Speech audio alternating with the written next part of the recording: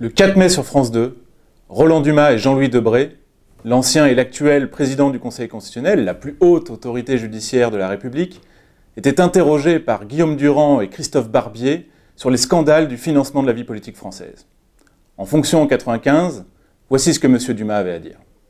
Vous le savez, Roland Dumas? Ben oui, c'est vrai. Il y a eu beaucoup de scandales. Il y en a même un qui n'est pas vidé encore, qui a fait polémique lorsque nous avons dû statuer dans l'ancienne formation du Conseil constitutionnel sur les comptes de campagne de M. Chirac et de M. Balladur. Pourquoi vous les avez cautionnés?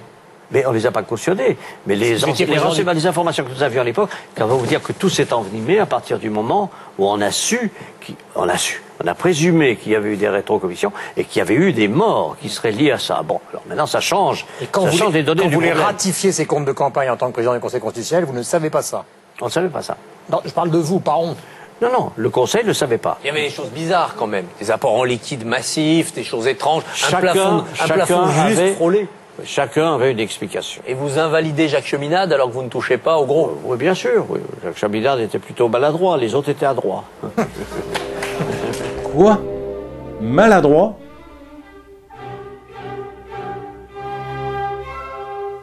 Parce qu'il y a une idée à défendre, qui est celle que l'économie mondiale est atteinte par un cancer financier qui ronge et qui détruit tout. Je veux le dénoncer, je veux dénoncer ses responsables et dire que c'est le premier sujet politique, c'est celui qui devrait être en tête de toutes les préoccupations des candidats. La question de la bulle financière internationale, de ce cancer financier qui ronge l'économie mondiale que j'ai posé, eh bien chacun des candidats doit y répondre. Et c'était le but de ma campagne, faire poser cette question et faire se prononcer chacun sur ce point. Je ne pense pas que les autres candidats, celui qui sera élu et ceux qui ne le seront pas, puissent s'attaquer à ce problème fondamental. Et je pense qu'en les 2 ou 3 prochaines années, nous allons dans une période grave, tragique dans l'histoire du monde et de l'Europe, parce que ce problème fondamental n'aura pas été réglé, les dirigeants n'étant pas des hommes de caractère. Ah oui, maladroit d'avoir attaqué au cœur le système qui nous a plongé aujourd'hui dans la crise, l'austérité et l'inflation. L'on tente de nous faire croire qu'il existe une entité suprême appelée marché, à laquelle il faudrait se soumettre, car ce serait l'état naturel de la société. Rien n'est plus faux. Les marchés ont un visage. C'est celui de l'oligarchie. C'est de la City de Londres et de Wall Street, de la Réserve fédérale américaine et du Fonds monétaire international. Les relais de leur politique sont chez nous, la direction du Trésor, la Banque de France et le petit monde incestueux de la finance, des cabinets ministériels et des plumitifs de cours attitrés. Cette dictature financière est la cause du chômage. Prétendre combattre le chômage sans affronter cette dictature est une tromperie. Vous savez qu'on ne peut continuer ainsi. Quiconque n'attaque pas d'abord cet ennemi condamne son pays à l'impuissance, lui laisse perdre son âme et le livre aux idéologies du sol, du sang et de la race. C'est pourquoi il faut changer les règles du jeu. Et changer la règle du jeu, ça voulait dire faire appel au peuple pour les grandes questions. Mettre en règlement judiciaire les agents du système monétaire et financier international, car ils sont, en termes réels, déjà en faillite. Et que l'État reprenne le contrôle du crédit et de l'émission de monnaie pour pouvoir organiser la production, équiper le territoire et préparer l'avenir.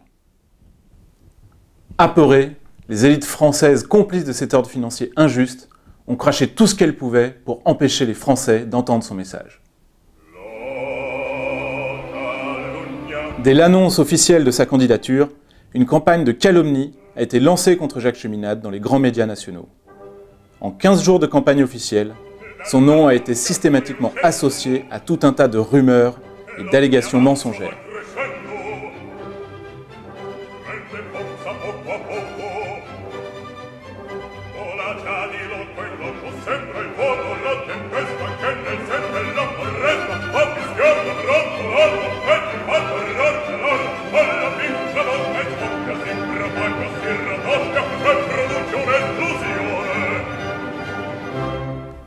Comment ont réagi les institutions et les organes de contrôle?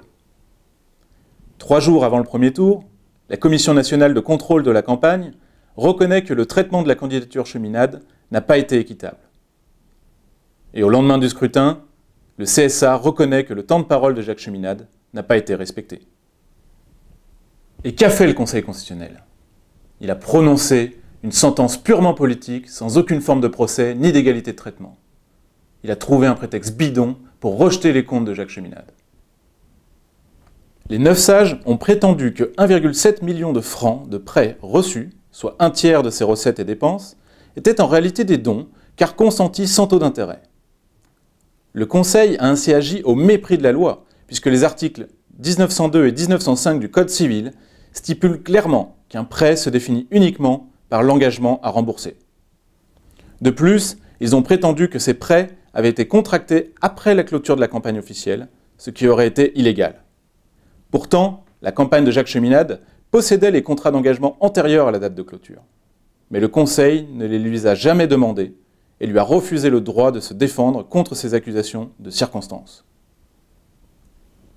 Depuis, Jacques Cheminade est harcelé par l'État français pour qu'il lui rembourse le million de francs d'avance qu'il avait perçu après la validation de ses 500 parrainages.